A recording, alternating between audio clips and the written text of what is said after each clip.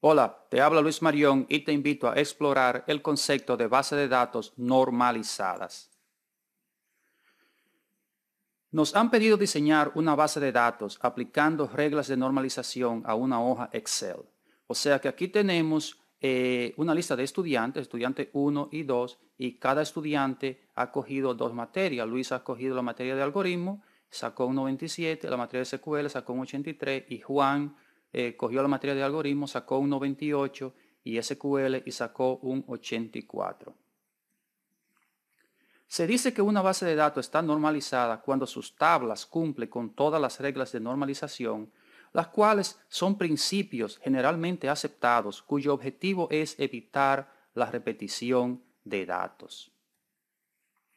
Aunque existen varios niveles de normalización, el cumplimiento de la tercera forma normal o Third Normal Form se considera suficiente y necesario para que podamos decir que tenemos una base de datos normalizada.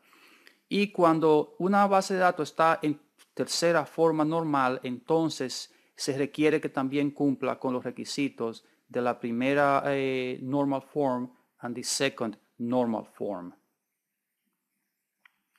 Entonces nosotros, como vimos en videos anteriores, pudiéramos empezar por un diseño conceptual. O sea que empezamos y vemos materia, luego nota, estudiante, entonces sus relaciones, ¿verdad? Y así podemos llegar a crear una base de datos. Cuando se usa este procedimiento, casi siempre se llega a una base de datos que está en tercera forma normal. O sea que podemos utilizar este procedimiento. Entonces, ¿qué pasa? ¿Por qué no hacemos esto? Bueno, primero porque eso no es lo que nos han pedido. El requerimiento es empezar con una hoja de Excel y aplicar las reglas de normalización. Y segundo, cuando tú aplicas este procedimiento, tú llegas a una base de datos que está en Third Normal Form, pero cuando entonces tú empiezas a agregarle campos a esa base de datos, agregarle campos a las diferentes tablas que componen esa base de datos, entonces tenemos que tener mucho cuidado porque es posible que se baje de ese tercer nivel de normalización. Y entonces por eso es que es importante uno tener siempre presente las reglas de normalización. Así que vamos a ir paso a paso para que vayamos entendiendo cuáles son las reglas de normalización y el porqué de su existencia.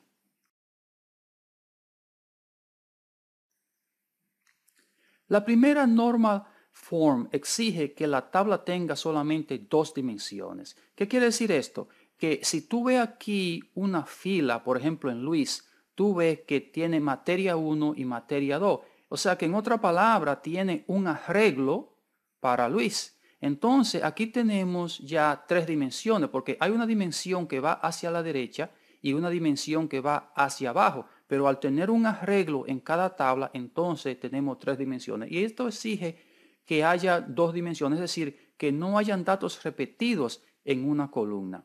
Esto es muy común en las hojas de Excel, que si el gerente de venta te da una hoja de Excel, tú vas a ver, por ejemplo, que tiene el producto 1 y entonces venta para la región 1, venta para la región 2, venta para la región 3, porque es más fácil para el gerente de venta poner las regiones en columnas si solamente hay 3 o 5 regiones y así la hoja de Excel puede estar de una manera clara. El gerente de venta puede ver cuáles son la mejor venta por cada región. Pero entonces a nosotros esto es una violación a la primera forma normal y tenemos que eliminarlo. ¿Cómo eliminamos esto? Bueno, lo que podemos hacer es los datos que están repetidos hacia la derecha, sencillamente repetirlo hacia abajo en filas diferentes. O sea, aquí ya tenemos la tabla que está cumpliendo con la primera forma normal y lo que hemos hecho es que hemos tomado cada materia y la hemos bajado hacia una fila diferente, ¿verdad? O sea, que vamos bajando cada materia a una fila diferente y vemos que ahora ya cumplimos con la primera regla, o sea, la de First Normal Form. Pero ¿qué pasa? Fíjate que aquí tenemos ahora datos que están repetidos, ¿verdad? O sea que tenemos Luis, Luis está repetido, Juan, Juan que está repetido. Entonces, para ello existe otra regla que dice que es la segunda forma normal o second normal form, que exige que los campos de una tabla solo dependan de una clave principal. Y eso es lo que está causando que haya una repetición. Porque fíjate que ahora el único campo que depende de estudiante es nombre. Materia no depende de estudiante y descripción tampoco depende de estudiante. Y eso es que causa esa repetición hacia abajo. O sea que si nos podemos analizar bien, vemos que el nombre es una función del estudiante, que la descripción es una función de la materia y que el promedio y el grado dependen solamente de un estudiante y su materia, porque tú sacas un promedio y un grado, es un estudiante en esa materia. No tiene que ver nada con la materia solamente o con el estudiante solamente, sino que depende de los dos. Entonces, estas son relaciones que se van a convertir en tablas separadas. O sea que ahora, en lugar de una sola tabla, tenemos tres tablas. Una tabla de estudiante con ID estudiante y nombre, una tabla de materia con descripción y una tabla de nota con el estudiante, ID de la materia, el promedio del grado y el campo número que lo tenía el gerente de venta para una numeración simple ya puede ser eliminado porque no lo necesitamos para nada, no es realmente una clave que se corresponde con una entidad. O sea que ahora de una sola tabla hemos creado tres tablas. Y fíjate que este es el punto al cual tú llegas cuando tú empiezas a ver las entidades. Pero todavía hay un problemita aquí. Y es que promedio y grado, ¿verdad? El grado depende del promedio. Porque cuando uno saca un promedio y basado en eso le asigna un grado A, B. La tercera forma normal exige que un dato no dependa de otro en el mismo récord. Aquí tenemos dos casos. Primero, tenemos que el promedio y el grado, aunque depende del estudiante y la materia, están relacionados entre sí, o sea que son interdependientes en el sentido de que el profesor toma las notas, las promedia y entonces basado en eso se asigna un grado. O sea, si es 97, sacate una A, si es 83, sacate una B y así sucesivamente. Entonces, uno de los dos tiene que ser eliminado. Esa es la acción a tomar ahí muy simple. Otro caso que se da es, por ejemplo, en el caso de idioma, ¿verdad? A veces tú quieres saber que si EN es inglés y es ES es español, Spanish. ¿Qué sucede? Si tú pones ENES, la persona no lo va a ver muy claro y es mejor poner una descripción. Estos dos campos no estaban en la tabla original. Yo no lo puse ahí para no complicar el ejemplo, pero es muy común que, por ejemplo, para un estudiante, tú tengas cuál es el idioma de preferencia de ese estudiante o de una persona en sentido general.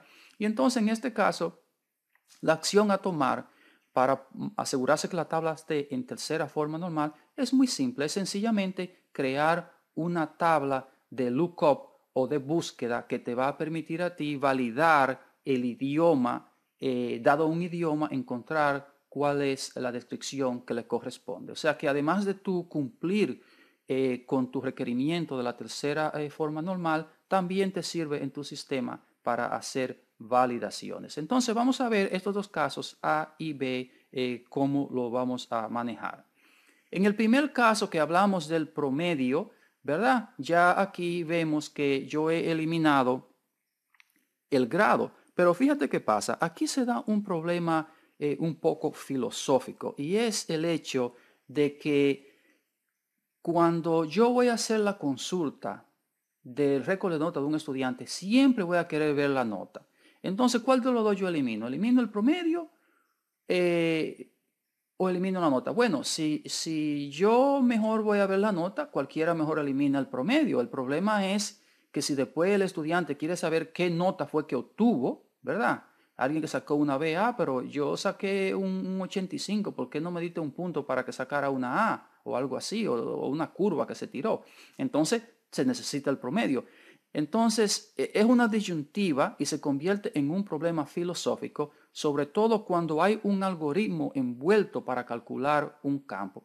También existe la posibilidad de que dos colegios tengan políticas diferentes y que se fundan. Entonces, ¿qué tú haces? Tú vas y calculas el historial o inclusive el algoritmo puede cambiar con el tiempo. Entonces, cuando se presentan estas disyuntivas, se va a dejar a discreción del analista de sistema el decidir si va a almacenar el campo o no. Yo en este caso, como analista de sistema, he decidido almacenar ambos, el promedio y el grado. Y la razón para ello es de que cuando se asigna un promedio y un grado, la política de la universidad es que eso nunca se cambia. O sea, hay un periodo de 1, 2 o 3 días donde el estudiante puede reclamar, pero a partir de ahí nunca se cambia. O sea, que de tal manera que yo he decidido almacenar los dos campos. O sea que fíjate, las reglas de normalización son pautas, pero cuando el analista del sistema tiene licencia para cambiar esto siempre y cuando haya una justificación. Claro, si tú estás haciendo esto como una práctica en la que el profesor te ha puesto a ti, asegúrate de poner un solo campo porque si no, tú puedes sacar mala nota en tu práctica. Entonces, este mismo problema sucede cuando tú estás calculando, por ejemplo, el IRS tax en USA, en Estados Unidos, que cambia anualmente. El descuento de clientes basado en su volumen de compra varía. Por ejemplo, la tarifa de cambio o currency para transacciones internacionales. Estos son campos que son calculados y entonces habría que analizar la posibilidad si conviene o no almacenarlo en la base de datos, lo cual daría la apariencia que estamos violentando la regla de Third Normal Form. ¿Okay? Pero lo que dice la regla es que no deberían almacenarse y eso es lo que tú debes hacer si es una práctica para la universidad. El otro caso es que hablamos del caso B, donde la tabla de estudiante vimos que tiene el idioma. Entonces lo que hemos hecho aquí es que hemos creado un código de idioma. O sea que tenemos una tabla aquí auxiliar, una tabla de validación o tabla de búsqueda, donde el código de idioma es la clave principal y entonces tiene una descripción y de esa manera la tabla de estudiante la hemos dividido en dos tablas. El problema de esto es que si la tabla de estudiante tiene 20 códigos, ¿verdad? Digamos idioma, país, sexo, entonces va a haber una tabla de validación por cada código. O sea que si tú tienes 10 tablas con 20 códigos en promedio, entonces nuestra base de datos va a crecer en 200 tablas de validación. Más adelante vamos a explorar una estrategia en la cual que podemos utilizar para reducir la cantidad de tablas. Pero en sentido general, para tú poner una tabla en tercera forma normal, tú tienes que crear estas tablas de búsqueda. Por ejemplo, aquí tenemos la tabla persona, ¿verdad? Vamos a olvidarnos ya de la tabla de estudiante y vamos a seguir con la tabla persona. Entonces, tiene nombre, apellido, y si tú vas a crear un idioma, entonces vas a tener que tener una tabla de código de idioma. Si va a tener país, código de país. Si va a tener sexo, código de sexo. Y así sucesivamente, código A, código B, código C, y para cada campo que tú vayas agregando en la tabla persona, tú simplemente creas una tablita de búsqueda o validación. O sea que el contenido de la tabla de código de idioma va a tener este formato. Aquí tú ves que tiene código de idioma, entonces EN inglés, ES español, código de país, RD República Dominicana, USA Estados Unidos y código de sexo, F femenino, M masculino, y si tú vas a tener otras preferencias sexuales, sencillamente agrega el código, la opción aquí. Fíjate que yo he agregado un campo de orden. Ese campo de orden sirve para ordenar las opciones cuando tú lo presentas al usuario. Por ejemplo, si yo pongo para República Dominicana un 1 y para USA un 0, fíjate que RD y USA hace que la República Dominicana salga primero que la U, ¿verdad? Porque en el alfabeto la R saldría arriba. Pero si tú estás en Estados Unidos y tú tienes una lista, tú no quieres que en el internet el usuario vea USA allá abajo, que tenga que bajar el cursor, porque la mayoría de los usuarios van a estar en USA, ¿verdad? Si tu sistema está corriendo para usuarios básicamente de USA, entonces por eso se pone un orden de tal manera que tú puedes ordenar las opciones en otro orden que no sea el código de opción. Bien, ese es el caso, la razón por la que yo he puesto un orden. Entonces, esto sería lo que tú harías para cada campo de la tabla persona, si tiene 200 campos así de ese tipo de código, tú tendrías 200 tablitas aquí de validación, más o menos con el mismo formato. Tú puedes reducir la cantidad de tablas, ¿verdad? Creando el concepto de un código, de una tabla, o sea, crean un par de tablas que van a ser la tabla de código header y código detail, y entonces ahí tú vas a almacenar todos los campos de validación. En este caso, tú lo que harías sería que para idioma, país y sexo, y si tú tienes 20 campos más de este tipo, en lugar de crear una tabla para cada uno, van a ser las mismas dos tablas. ¿Cómo funcionan estas tablas? Fíjate que es una tremenda reducción. Ahora tú puedes tener 20 campos en esta tabla y nada más tienes 2 para ello. Y 20 más en otra tabla que no sea persona, por ejemplo, una tabla de cliente, y como quieras son las dos tablas. O sea que con 2 tablas tú puedes tener 200 campos de validación y eso reduce grandemente la cantidad de tablas. ¿Cómo funciona esto? Bueno, la tabla código header o encabezado, lo único que te das es una lista de todos los códigos que hay en tu sistema. Por ejemplo, idioma, país, sexo, ¿verdad? Entonces, código detail o de detalle va a tener un registro por cada validación. O sea que idioma, país y sexo son constantes que identifican campos en la tabla persona, ¿verdad? Y de esta manera tú puedes tener un solo programa y una clase objeto para manejar todos los códigos de validación. Bien, lo único sí que tú vas a tener que resistir la tentación de agregar columnas genéricas en la tabla código detail o de código de detalle para almacenar datos adicionales.